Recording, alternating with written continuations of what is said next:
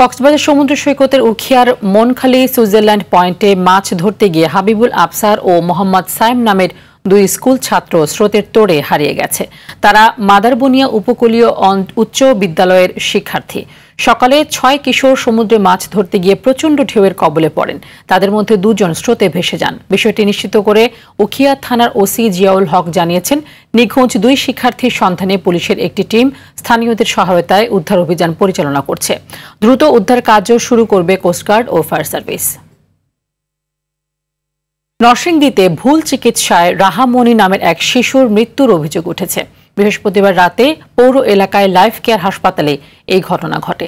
পরিবারের অভিযোগ, চিকিৎসকের পরামর্শে টনসিল অপারেশনের প্রায় ১ ঘন্টা পর মারা যায় রাহা। ভুল চিকিৎসায় একমাত্র মেয়েকে হারিয়েছেন বলেও জানান তারা। এই সময় দুই চিকিৎসককে মারধর করে অবরুদ্ধ করে রাখেন তারা।